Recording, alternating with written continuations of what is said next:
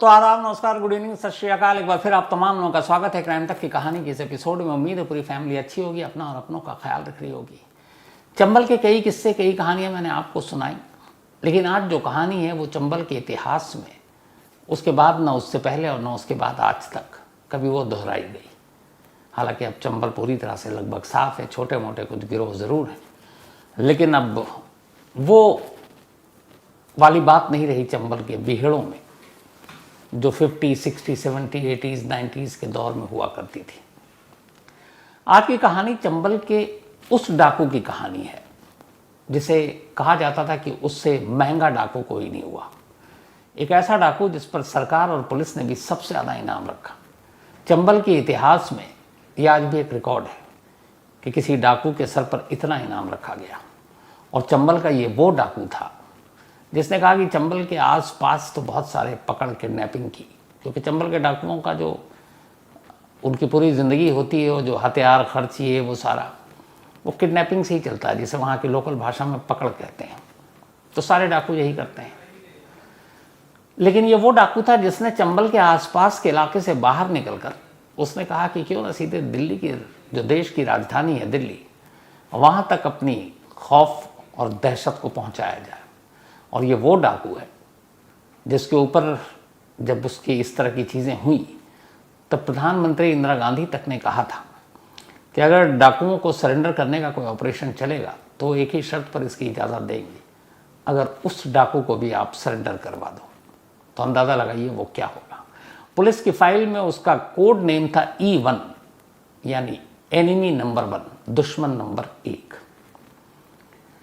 बात 1965 की है। चंबल के डाकू बैठकर एक मीटिंग कर रहे हैं और उस मीटिंग का मुद्दा ये है कि बहुत सारे पैसे चाहिए, आसपास के लोगों को पकड़कर कुछ ही पैसे मिलते हैं, तो एक बड़ा हाथ मारना है। तो कैसे? तो उन्होंने कहा चंबल के बाहर सोचना चाहिए। अब चंबल के डाकुओं की जो पूरी ताकत है या उनका जो वर्चस्व है वो चंबल के इर्द गिर्द होता है, लेकिन उन्होंने कहा बाहर कहाँ? तो ये हुआ कि अगर दिल्ली, तो बहुत सारे डाकू चौंके कि ये क्या कह रहे हैं आप सरदार, दिल्ली में कैसे? तो उन्होंने कहा बात तो तभी है अगर दिल्ली तक हमारी धौंस और धमक पहुंचे तो फिर बात है चंबल की। तो ये ठीक है, क्या करना है? तो युवा की लिस्ट बनाओ, ऐसे कौन कौन से लोग हैं जिनको दिल्ली से उठाएं, किडनैप करें और फिर उनसे वसूली करें। लिस्ट बनती रही, तभी एक नाम आया, एक शख्स जो उस वक्त दिल्ली में मूर्तियों का बहुत बड़ा बिजनेसमैन था, बहुत बड़ा करोड़पति। लेकिन उसका एक दूसरा रूप था उस बिजनेसमैन का। वो रूप ये था कि वो मूर्तियों के कारोबार की आड़ में वो उसकी तस्करी भी करता था, स्मगलिंग भी, देश के अलग अलग मंदिरों में या फिर किलाओं में या फिर और ऐसी जो ऐतिहासिक मूर्तियाँ होती थी जिनकी इंटरनेशनल मार्केट में काफ़ी मांग है, डिमांड है, तो उनकी तस्करी किया करता था। तो फिर चंबल के डाकुओं के सरदार तक उसका नाम और उसका काम पहुंचा। तो ये हुआ कि यही है टारगेट। लेकिन अब चंबल में बैठकर दिल्ली के उस बिजनेसमैन को कैसे किडनैप किया जाए? अब इसकी प्लानिंग शुरू हुई। तो हुआ ये कि उस बिजनेसमैन तक एक खबर पहुंचाई जाए। खबर ये कि चंबल के कुछ डाकुओं ने कहीं डाका डाला और उनके हाथ में नायाब ऐसी मूर्तियां लगी हैं जिनकी कीमत करोड़ों में है और वो बेचना चाहते हैं, लेकिन कोई ऐसा ख़रीदार नहीं है उस लेवल का जो इसे ख़रीद सके। तो इसीलिए आपका नाम सामने आया, क्योंकि आप जौहरी हैं, देखकर परख लेते हैं, तो इसलिए आपको अप्रोच किया गया। अब ये प्लानिंग हुई, तो भैया कौन कैसे अप्रोच करे? तो चंबल का एक डाकू भेष बदलकर, शहर के शहरी कपड़े पहनकर दिल्ली आता है। दिल्ली आने के बाद उस बिजनेसमैन के पास पहुंचता है और वहां जाकर बताता है कि हमें एक खबर मिली है, कुछ लोग हैं जिनके पास ये मूर्तियां हैं और उनका ताल्लुक चंबल से है। वो खुद चंबल का है लेकिन कहानी सुना रहा है, और वो बड़ी बेशकीमती मूर्तियां हैं और वो खरीदार ढूंढ रहा है। तो मुझे भी ये था कि कुछ कमीशन मिलेगा, तो मैंने कहा आपसे पूछ लो, और अगर आप है तो बीच में मैं बिचौलिया का काम कर दूँ। अब वो कारोबारी, एक स्मगलर भी मूर्तियों का तस्कर, मन में लालच आया कि यार अगर करोड़ों का माल होगा तो कुछ ही लाख में ख़रीद लेंगे। उसने कहा ठीक है, लेकिन पहले वो मूर्तियां देखेंगे, शर्त ये थी। तब कारोबारी पुख्ता भी होना चाहता था कि मूर्तियाँ सही है नहीं है, कोई साजिश तो नहीं है, लेकिन उसके दिमाग में दूर दूर तक ये नहीं था कि ये सब चंबल के डाकुओं की प्लानिंग चल रही है। तो उसने कहा ठीक है, हमारा एक आदमी पहले मूर्ति चेक करेगा। उसने कहा ठीक, आप कर लीजिए। अब वो उस कारोबारी का जो बंदा था वो मूर्तियों में डील करता था, एक एक चीज़ जानता था असली और नकली। तो उसने कहा ठीक है, इसको भेजते हैं। तो कहाँ भेजते हैं? तो ग्वालियर में। अब वो बिजनेसमैन का वो बंदा ग्वालियर पहुंचा। ग्वालियर से एक दूसरा शख्स उसको लेकर अड्डे पे पहुंचा। अब वहाँ अड्डे पे पहुंचने के बाद उसको असलियत पता चली कि वो आया कहाँ है। अब उसे लग गया वो तो डाकुओं के चंगुल में फंस गया, अब क्या करे। अब उसे छोड़ते हैं तो वो जाके मालिक को सच सच बता देगा, तो अब क्या हो। तो फिर डाकुओं ने एक नई प्लानिंग बनाई। उस शख्स को लेकर वो ग्वालियर गए और वहाँ 1965 की बात है ये। वहाँ एक जगह ले जाकर उससे फ़ोन कराया। तब लैंडलाइन फ़ोन हुआ करता था, वही बहुत कम लोगों के पास, लेकिन वो करोड़पति था। तो फ़ोन कराने के बाद उसने कहा कि अगर तुमने कुछ भी उल्टा पुल्टा बोला तो मार डालेंगे, तो तुम्हें सिर्फ मैसेज देखना है कि आप मूर्ति देख ली, ये लोग किसी और को भेज देंगे, आप फ़ौरन डील डन कर लो। फ़ोन हुआ, मालिक ने सुना, उसे लगा चलो यार वो भरोसेमंद मुलाजिम, कहीं शक की गुंजाइश नहीं। उसने कहा ठीक है, मैं आ रहा हूँ। अब अगले दिन मालिक फ़्लाइट पकड़ के दिल्ली से ग्वालियर उतरता है। ग्वालियर उतरने के बाद अब उसके लोग वहाँ थे ही थे, उन्होंने कहा चलिए आपको ले चलते हैं। उसके बाद एक गाड़ी में बिठाया गया और फिर आहिस्ता से सटा दिया गया वो वेपन और कहा गया अब आप अगवा हो चुके हैं, चलिए हमारे साथ। अब उसको ले जाकर सीधे चंबल की घाटी में। अब मालिक चंबल की घाटी में किडनैप। अब जिससे फिरौती लेनी थी वो तो उन्हीं के पास है। अच्छा, वो पूरे पैसे भी लेकर नहीं आया था। अब हुआ क्या किया जाए, तो अब एक मालिक के घर में फिर मैसेज पहुंचाया जाए। मैसेज पहुंचाया गया। जैसे ही ये पता चला कि चंबल के डाकुओं ने दिल्ली के इतने बड़े मूर्तियों के कारोबारी बिजनेसमैन, जिसकी अच्छे अच्छे उस वक्त की जो नेताओं बाकी ब्यूरोक्रेसी में पहुंच थी, उसको किडनैप कर लिया गया। कहते हैं कि पीएम तक ये मामला पहुंचा था, अखबारों में खबर छप गई। अब सौदेबाजी शुरू हुई, फिरौती की मामला चलता रहा। कई दिन बीत गए, वो बिजनेस उनके कब्जे में रहा। इधर सरकार की तरफ से, पुलिस की तरफ से प्रेशर डाला गया, एक साथ 3 state, Rajasthan, MP, UP police सब, कि भाई उसको छुड़ाओ। लेकिन कहाँ से छुड़ाए, क्योंकि एनिमी नंबर 1 पुलिस की रडार पे पहले से ही। थक हार कर फिर ये लगा कि कहीं बिजनेसमैन की जान को खतरा ना आ जाए। घर वालों ने कहा भाई आप सरकार पुलिस अपनी कोशिश रहने दो, हमें बात करने दो। बात की और कहते हैं कि आखिर में उस दौर में 1965 में जो डील हुई फाइनल, वो 50 लाख से होते होते 26 लाख तक आई। 26 lakhs इन 1965। सोचिए वो अमाउंट कितना बड़ा होगा। तो 26 लाख में डील हुई, 26 लाख चंबल पहुंचाए गए। 26 लाख मिलने के बाद उस कारोबारी को रिहा किया गया और वो दिल्ली सकुशल पहुंच गया। जिस डाकू ने इस बिजनेसमैन को किडनैप किया था उसका नाम था डाकू मोहर सिंह। प्यार से लोग दद्दा भी बोलते हैं। मोहर सिंह की भी कहानी डाकू बनने की वही थी जो चंबल के हर डाकू या जो अपने आप को बागी कहते हैं होती है। ज़मीन को लेकर गांव में झगड़ा हुआ, झगड़े में हाथ पैर चले और उसके बाद मोहर सिंह के परिवार वालों को चोट पहुंचाई गई। बदला लिया मोहर सिंह ने, हाथों एक कत्ल हो गया। मोहर सिंह पुलिस से बचता हुआ भागे तो कहाँ भागे, पहुंच गया चंबल। जो हर बागी और डाकू की इसी तरह की कहानियाँ मिलेंगी। अब वहाँ उस वक्त बहुत सारे गैंग थे चंबल में। तो चंबल जाने के बाद उसने कहा कि भाई कोई गैंग हमें अपने पास रख ले, पुलिस हमें मार डालेगी। और एक से एक बड़े जो गैंग उस वक्त ऑपरेट कर रहे थे, उनमें से एक मान सिंह भी उसी दौर में थे। लेकिन किसी गैंग ने भी भाव नहीं दिया और उसने कहा कि यार किसको रखेंगे, तो किसी ने भी अपने पास लिया नहीं। चंबल में भटकते भटकते अब मोहर सिंह को ये था कि वापस घर जाएंगे तो पुलिस मार डालेगी या पकड़ के जेल के अंदर डाल देगी, और अभी बदला अधूरा है तो क्या करें। तो उसने बाकी गैंग और डाकुओं को देखा तो बोला इनसे क्यों मदद मांग रहा हूँ, मैं खुद अपने गैंग बनाता हूँ। इसका धीरे धीरे उसने ऐसे ही लोगों को चुनना शुरू किया और कुछ ही वक्त के अंदर अंदर करीब 150 लोग मोहर सिंह के गैंग में शामिल हो चुके थे। मोहर सिंह की एंट्री और ये गैंग बनना किस्मत ने भी साथ दिया। उस वक्त तक जिस डाकू की तूती बोला करती थी चंबल में, डाकू मान सिंह, वो एक एनकाउंटर में मारा गया। बाकी जो छोटे मोटे गैंग थे वो काम कर रहे थे।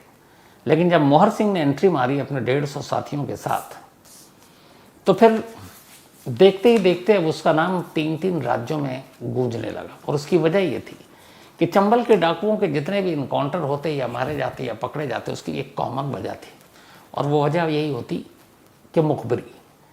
अब डाकू हैं, हर वक्त चंबल के अंदर तो रहेंगे नहीं, अनाज खाना पीना, लूटना, किडनैपिंग, तो उन्हें आसपास की बस्तियों में, गाँव में भी जाना है। और यही वो मौका होता था जब पुलिस वाले गाँव के लोगों को मुखबिर बनने के लिए तैयार करते थे, या तो ज़बरदस्ती या धमकाकर या लालच देकर। और इसी वजह से बहुत सारे लोग मारे गए। मान सिंह का जो लास्ट इनकाउंटर हुआ उसमें भी यही आया कि गांव वालों ने कुछ मुखबिरी की। ये बात मोहर सिंह को मालूम थी। उसे पता था कि मुखबिरी के चक्कर में वो एक दिन या उसके गैंग के लोग मारे जाएंगे।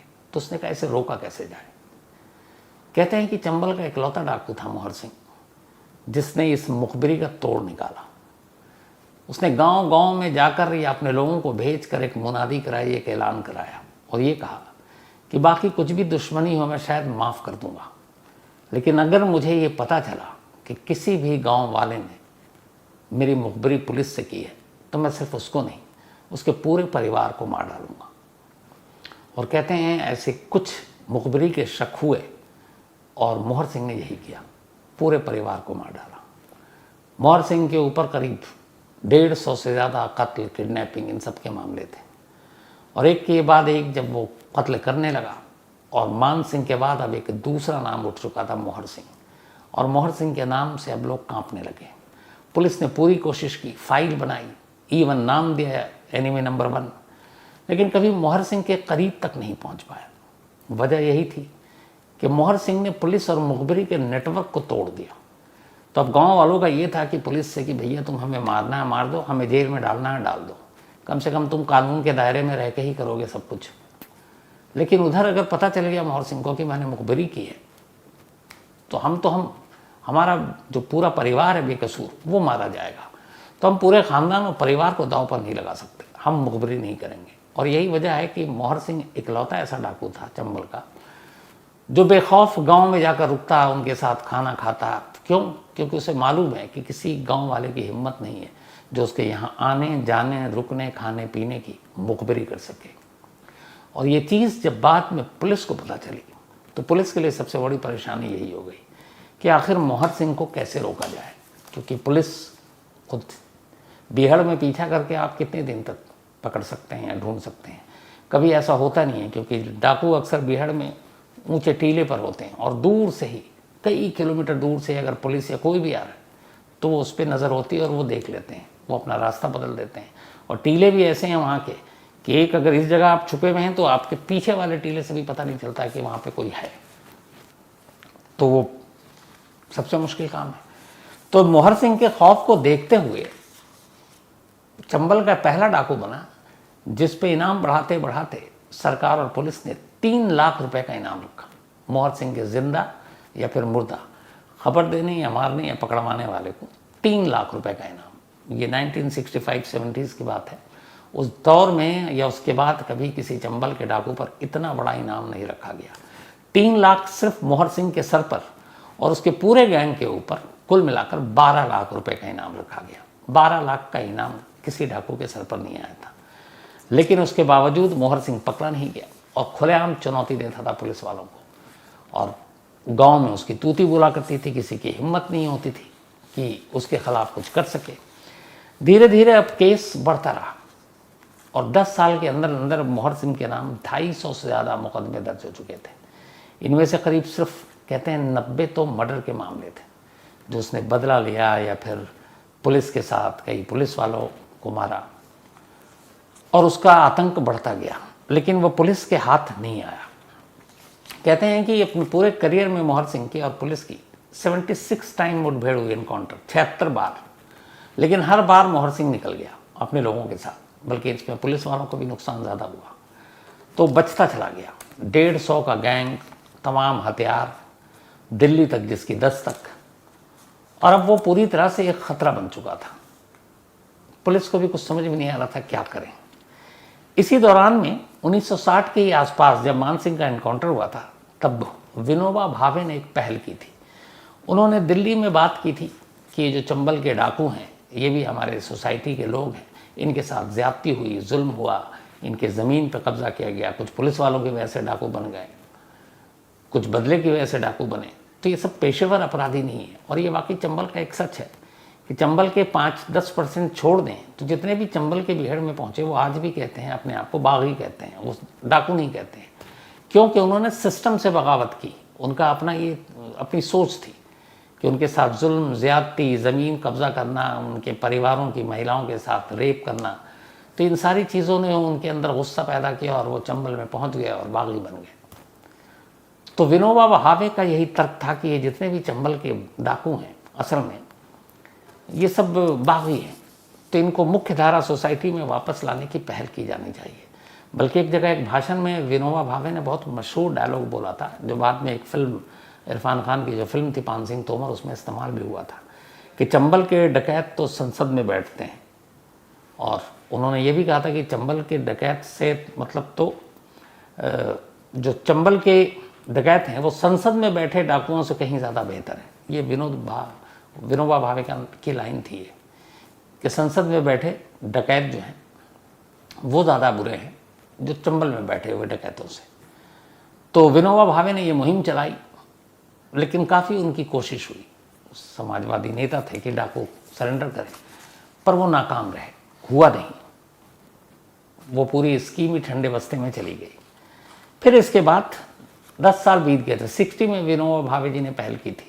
1970 में अब जयप्रकाश नारायण जी आते हैं, जेपी नारायण जी, और वो अब पहल करते हैं। उन तक ये बात पहुंचती है, चंबल और चंबल के बागियों की कहानियाँ पहुंचती हैं। उस वक्त मीडिया में बहुत सारे ऐसे डाकुओं की अलग अलग कहानियाँ आई कि वो कैसे डाकू बने। तो ये वो दौर था जब मोहर सिंह की तूती बोला करती थी, और मोहर सिंह हर अखबार की सुर्खियों में भी होता था, अपने जो कुछ करता था वो। और उस वक्त की प्राइम मिनिस्टर तक मोहर सिंह मतलब को वो जानती थी। तो 1970 में 10 साल बाद विनोबा भावे की उस मुहिम के जेपी नारायण ने वही अभियान शुरू करने की कोशिश की। उन्होंने कहा कि वही पहल करते हैं जो विनोबा भावे जी ने किया था। चंबल के डाकुओं को सरेंडर कराने के लिए, आत्मसमर्पण के लिए ट्राई करते हैं और उनको समाज की मुख्य धारा में लाकर जोड़ते हैं, क्योंकि वो पेशेवर मुजरिम नहीं है, हालात के बने हुए बागी है। तो अपनी ये पूरी स्कीम लेकर वो कहते हैं उस वक्त प्राइम मिनिस्टर इंदिरा गांधी के पास गए, जेपी नारायण जी। इंदिरा गांधी ने वो देखी, उन्हें पता था पहले भी ये कोशिश हुई है, तो बहुत ज़्यादा दिलचस्पी नहीं ली, लेकिन उन्होंने बताया कि ये अच्छी चीज़ होगी। इससे ये है कि जो पुलिस और बाकी जो इतना मशीनरी और पैसे खर्च होते हैं चंबल के डाकुओं के ऑपरेशन पर, 3 स्टेट्स की पुलिस है, राजस्थान, MP और UP, तो वो भी बचेगा और शांति भी रहेगी। पूरे आसपास के जो इलाके हैं वहाँ दहशत कम होगी। तो बहुत समझाने के बाद इंदिरा गांधी मानी, लेकिन उनकी शर्त एक थी, और उन्होंने शर्त रख दी जेपी नारायण जी के आगे। और शर्त ये थी कि अगर मोहर सिंह सरेंडर करने को राज़ी होता है, आप उसे मना लेते हो, तब मैं इस स्कीम को मंजूरी देती हूँ, और उसके बगैर अगर सरेंडर होता है तो मैं नहीं मानूंगी। पता नहीं क्या हुआ, जेपी नारायण जी को उन्होंने कहा ठीक है, मैं मोहर सिंह को मनाऊंगा। इंदिरा गांधी ने कहा ठीक है, आप जाइए, आप आत्मसमर्पण कराइए, जो भी हम मदद है आपको देंगे। अब विनोबा भावे के बाद जेपी जी, जयप्रकाश नारायण जी ने, समाजवादी नेता, उन्होंने चंबल के डाकुओं और जो चंबल के डाकुओं के लिए काम करते थे NGO और बाकी लोग, उन तक अपनी बात पहुंचाई।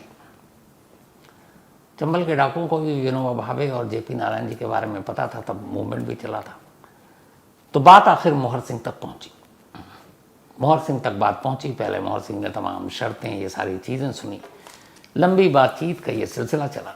1970 से ये कोशिश शुरू हुई, और आखिर में मोहर सिंह जेपी नारायण के आगे सरेंडर करने को तैयार हो गया अपने पूरे गैंग के साथ। न सिर्फ वो, बल्कि उसने कहा कि मैं अपने साथियों को भी कहूँगा। और उस वक्त जो मोहर सिंह था, उसके एक और डाकू के साथ बड़ी दोस्ती थी, और उस डाकू के साथ उसने, मतलब दोनों गैंग अलग थे लेकिन दोस्ती बहुत थी, तो अपने उस दोस्त को भी मनाया और फिर कहा कि हम लोग सरेंडर करने को तैयार हैं।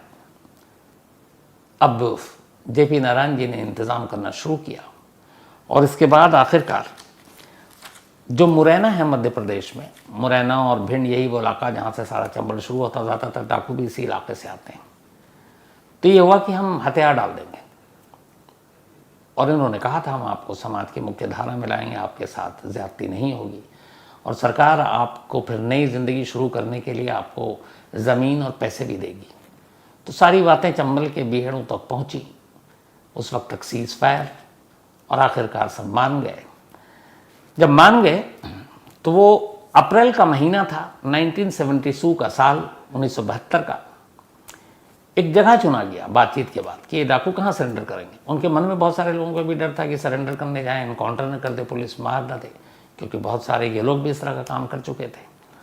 तो फिर कैसे, तो उन्हें यकीन दिलाया गया कि ऐसा कुछ नहीं होगा और आप जिस जगह पर पहुँचोगे वहाँ आसपास में तब पुलिस नहीं होगी और आप एक साथ मत आओ, आप अलग अलग आओ और अगर आपको लगता है आपके पहले वाले या आपसे आने वाले पहले के साथ कुछ गड़बड़ हुआ तो आप मत सरेंडर करना। तो मुरैना के पास, बल्कि मुरैना से करीब 30 किलोमीटर दूर एक गांव है, उस गांव का नाम है धुरेरा। ये बड़ा फेमस गांव है धुरेरा। इस धुरेरा गांव को चुना गया चंबल के डाकुओं के सरेंडर करने के लिए। अब अप्रैल का महीना था। 10 अप्रैल के बाद से 1972 चंबल के छोटे मोटे गैंग जिनकी पुलिस से बहुत ज़्यादा अदावत नहीं थी, जिन्होंने बहुत ज़्यादा खून खराबा नहीं किया था, सबसे पहले वो निकलते हैं हथियार के साथ और धुरेरा गांव को पूरा खाली करा लिया गया। जो गांव के लोग थे उनको वहाँ से हटा दिया गया। खाली गांव है और जेपी नारायण और उनके तमाम लोग हैं वहाँ पर और आला पुलिस अफसर हैं। और ये था कि पुलिस हथियारों के साथ वहाँ पर नहीं होंगे। डाकुओं के आने का सिलसिला शुरू हुआ धुरेरा गाँव में। आते गए, धीरे धीरे धीरे सब आए। अब आती है तारीख 14 अप्रैल 1972। 14 अप्रैल 1972 यही वो तारीख थी जिस दिन अब सबसे बड़ा डाकू चंबल का, सबसे महंगा डाकू, सबसे बड़ा इनामी डाकू मोहर सिंह अपने साथियों के साथ धुरेरा गांव में एंट्री लेता है और सारे लोग उसी का इंतज़ार कर रहे थे। वो आता है, आने के बाद जयप्रकाश नारायण के सामने अपने हथियार डालता है, विनोबा भावे और जेपी नारायण जी के नारे लगाता है और सरेंडर कर देता है। सरेंडर करने के बाद उससे पहले ग्वालियर जेल में सारी तैयारी हो चुकी थी कि ये सारे डाकुओं को रखा जाएगा। तादाद इनकी ज़्यादा थी, 150 के करीब तो सिर्फ मोहर सिंह के थे, जो गैंग मेंबर। तो इन सभी को वहाँ से बाकायदा हथियार डाले गए, इनको फूल वूल मालाएँ पहनाई गई और फिर सभी को वहाँ से ग्वालियर जेल ले जाया गया। ग्वालियर जेल ले जाने के बाद करीब कहते हैं कि पूरे अराउंड 225 डाकुओं ने 14 अप्रैल 1972 को सरेंडर किया था, जिनमें मोहर सिंह और उसके गैंग के तमाम लोग थे। तो सब जय जयकार के नारे के बाद ग्वालियर जेल ले जाया गया। ग्वालियर जेल ले जाने के बाद अब इन पे मुकदमा चला, क्योंकि जुर्म तो इन्होंने किया था, तो ऐसा तो था नहीं कि बख्श दिए जाएंगे। तो मुकदमा चला इत्तेफाक से एक केस में जिसमें बहुत सारे मुखबिरों और उसके परिवार को मोहर सिंह ने मारा था। और ये जो मुकदमा चलता था तो ये मुकदमा, इसके लिए इन लोगों को ग्वालियर जेल से बाहर नहीं लाया जाता था, बल्कि जज साहब खुद जेल जाते थे। तो ऐसे ही एक मुकदमे का फैसला था। कई अलग अलग मुकदमे थे, क्योंकि 250 से ज़्यादा तो केसेस थे, 85 से ज़्यादा मर्डर थे, सिर्फ किडनैपिंग 150 के आसपास।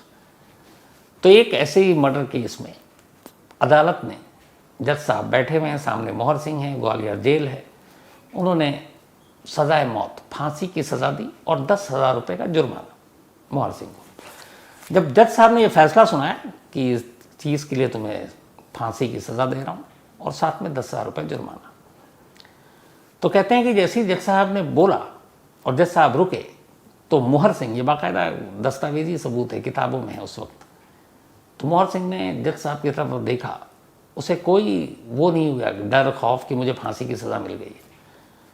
वो बल्कि ऐसे उल्टा पूछता कि जज साहब ये बताइए, जब मुझे फांसी पे आप चढ़ा ही दोगे तो फिर 10,000 रुपये मैं कहाँ से दूंगा आपको, और मेरे फैमिली के पास तो है नहीं, परिवार के पास, जो आपको 10,000 रुपये देगा। तो या तो फांसी दीजिए या 10,000 दीजिए, अब मैं मर ही गया तो फिर पैसे कहाँ से आप वसूलेंगे। और ये कहकर वो हंसने लगा। खैर बाद में फिर इस फांसी की सज़ा को ऊपरी अदालत में, हाई कोर्ट में, वहाँ पे गए तो तमाम मुकदमों की फिर एक साथ सुनवाई हुई और आखिरकार मोहर सिंह को 20 साल की सज़ा सुनाई गई फांसी की सज़ा खारिज हो गई थी। 20 साल की सज़ा सुनाई गई, लेकिन जेल के अंदर उसके अच्छे चाल चलन थे। 1972 था, 20 साल की सज़ा हुई, लेकिन उसने सिर्फ 8 साल जेल में काटे। 1980 में मोहर सिंह जेल से बाहर आ गया और जेल में उसे एक जेंटलमैन डाकू का नाम दिया गया था, क्योंकि वो जेल के अंदर बिल्कुल सारे भलाई के काम कर रहा था। तो इसीलिए 20 की बजाय सिर्फ 8 साल मोहर सिंह जेल में रहा, जिसे फांसी की सज़ा हुई। फांसी की सज़ा बदली गई, 20 साल हुई और 20 में से भी 12 माफ़। 8 साल जेल में रहा, 1980 में जेल से बाहर आया। जेल से बाहर आने के बाद सरकार ने चूँकि सरेंडर करने के लिए हर डाकुओं को पैसे दिए थे, ज़मीन दिए थे कि तुम अपना नई ज़िंदगी शुरू करो, क्योंकि पुनर्वास योजना थी। तो मोहर सिंह को 35 एकड़ ज़मीन दी गई थी। उस 35 एकड़ ज़मीन पर उसने खेती बाड़ी शुरू की और अपनी ज़िंदगी चलानी शुरू की। जेल से बाहर आने के 2 साल बाद ही मोहर सिंह का नाम इतना था कि मुंबई से, तब बॉम्बे हुआ करता था, एक फिल्म का ऑफर आ गया मोहर सिंह के लिए कि एक फिल्म में आपको काम करना है और अपना असली रोल प्ले करना है।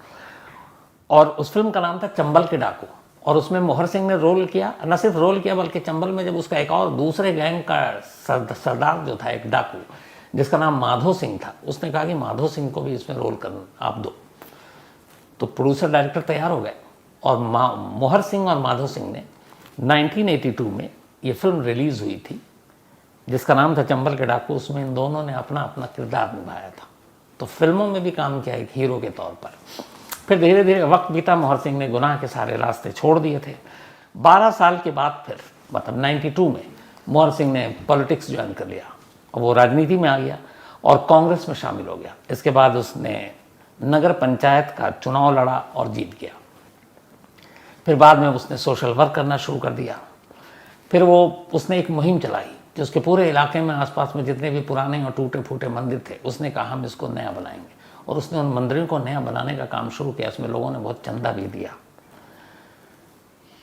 ये सब कुछ चलता रहा और आखिरकार 2020 में जब मोहर सिंह की उम्र 92 साल थी, तब 5 मई 2020 ये वो तारीख थी जिस दिन मोहर सिंह की मौत हुई थी।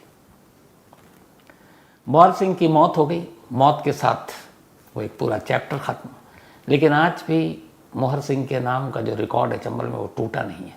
सबसे बड़ा इनामी डाकू, सबसे महंगा डाकू और सबसे बड़ी किडनैप करने वाला और सबसे ज़्यादा पैसे फिरौती में वसूलने वाला दिल्ली के उस बिजनेसमैन से, ये रिकॉर्ड मोहर सिंह के ही नाम है।